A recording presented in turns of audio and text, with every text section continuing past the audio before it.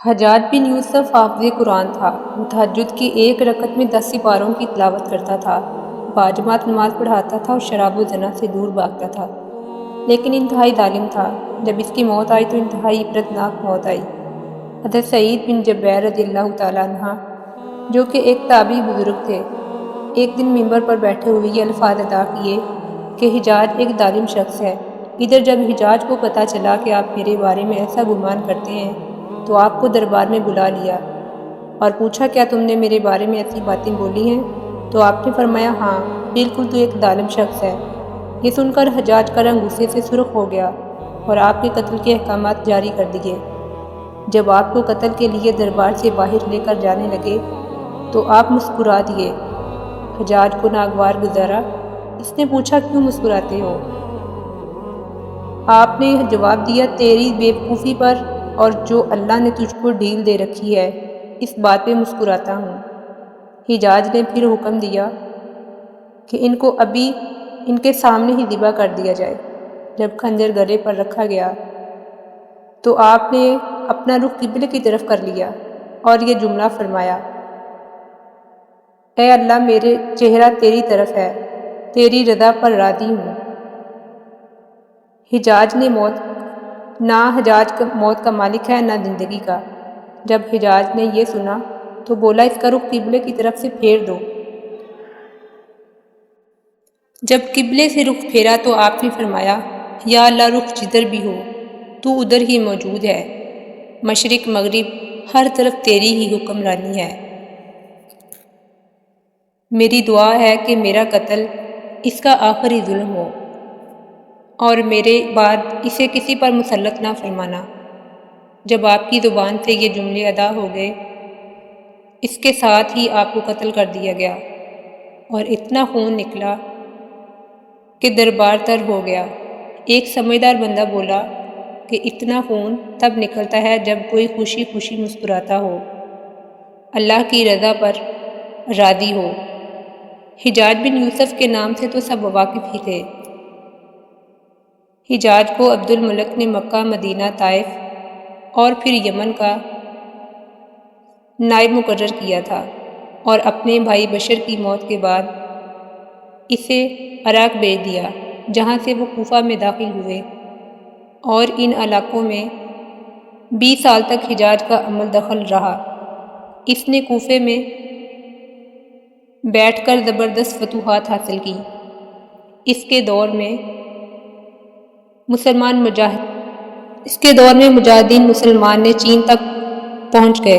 حجاج بن یوسف نے ہی قرآن پاک پر اعراب لگوائے۔ اللہ تعالیٰ نے اسے بڑی فصاحت و بلاغت اور شجاعت سے نوازا تھا۔ حجاج حافظ قرآن تھا، شراب نوشی اور بدکاری سے بچتا تھا۔ وہ جہاد کا بہت زیادہ شوقین تھا اور فتوحات کا حریص تھا، مگر اس کی تمام اچھائیوں پر اس کی ایک برائی نے پردہ ڈال دیا، اور وہ برائی کیا تھی؟ ظلم۔ حجاج بہت ظالم تھا۔ اس نے اپنی زندگی میں ایک خونخوار درندے کا روپ دھار رکھا تھا۔ ایک طرف موسیٰ بن نصیر اور محمد بن قاسم کفار کی گردنیں اڑا رہے تھے اور دوسری طرف وہ خود اللہ کے بندوں، اولیاء اور علماء کے خون سے کھیل کھیل رہا تھا۔ حجاج نے 1,20,000 انسانوں کو قتل کیا تھا۔ اس کے جیل خانوں میں ایک دن میں 80,000 قیدی ایک وقت میں ہوتے تھے، جن میں سے تڑپ 30,000 عورتیں تھیں۔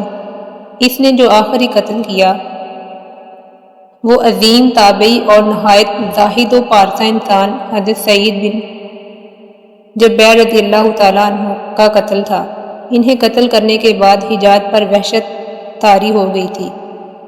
وہ نفسیاتی مریض بن گیا تھا۔ حجاج جب بھی سوتا حضرت سعید بن جبیر کے خواب میں آ کر اس کا دامن پکڑ کر کہتے، اے دشمن خدا، تو نے مجھے کیوں مارا؟ تو نے مجھے کیوں قتل کیا؟ میں نے تیرا کیا بگاڑا تھا؟ جواب میں حجاج کہتا کہ مجھے اور سعید کو کیا ہو گیا ہے؟ اس کے ساتھ حجاج کو وہ بیماری لگ گئی، زہر مہری کہا جاتا ہے۔ اس میں سخت سردی کلیجے سے اٹھ کر سارے جسم پر چھا جاتی تھی۔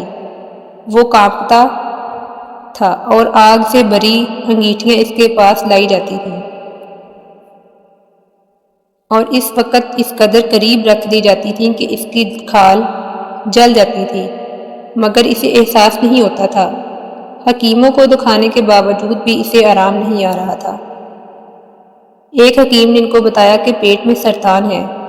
ایک طبیب نے گوشت کا ایک ٹکڑا لیا اور اسے دھاگے کے ساتھ باندھ کر حجاج بن یوسف کے معدے میں ڈال دیا، حلق سے نیچے اتارا۔ تھوڑی دیر بعد دھاگے کو کھینچا تو اس پر گوشت کے ٹکڑے کے ساتھ بہت عجیب نسل کے کیڑے مکوڑے لگے ہوئے تھے اور اتنی بدبو تھی جو پورے 1 مربع میل تک پھیل جاتی تھی۔ درباری اٹھ کر بھاگ گئے، حکیم بھی اٹھ کر بھاگ گیا۔ اس پر حجاج بن یوسف نے ان کو کہا، تو کدھر جاتا ہے؟ تو میرا علاج کر۔ حکیم بولا، تمہاری بیماری زمینی نہیں آسمانی ہے، اللہ سے پناہ مانگ۔ حجاج بن یوسف جب مادی تدبیروں سے مایوس ہو گیا تو اس نے حضرت حسن بصری رحمہ اللہ علیہ کو بلوایا اور اس نے دعا کی درخواست کی کہ میرے حق میں دعا کریں۔ وہ حجاج کی حالت دیکھ کر رو پڑے اور فرمانے لگے کہ میں نے تجھے منع کیا تھا کہ نیک بندوں کے ساتھ چھیڑ چھاڑ نہ کر، مگر تو بعد نہیں آیا۔ اب اپنی حالت کا خود ذمہ دار ہے، ان پر ظلم نہ کرنا، مگر تو بعد نہ آیا۔ آج حجاج عبرت کا نشان بنا ہوا تھا۔ وہ اندر باہر سے جل رہا تھا۔ وہ اندر سے خطرناک بیماری میں گرا ہوا تھا، ٹوٹ پھوٹ چکا تھا۔ حضرت جبیر رضی اللہ تعالیٰ عنہ نے کہ اس بددعا کی وجہ سے 40 دن کے بعد حجاج کی موت واقع ہو گئی۔ جب دیکھا بچنے کا کوئی امکان نہیں تو قریبی عزیزوں کو اپنے پاس بلوا لیا، جو بڑی کراہت کے ساتھ حجاج کے پاس آئے۔ وہ بولا، میں مر جاؤں تو جنازہ رات کو پڑھانا اور صبح ہو تو میری قبر کا نشان بھی مٹا دینا، کیونکہ لوگ مجھے مرنے کے بعد قبر میں بھی زندہ نہیں چھوڑیں گے۔ اگلے دن حجاج کا پیٹ پھٹ گیا، اس کی وجہ سے اس کی موت واقع ہو گئی۔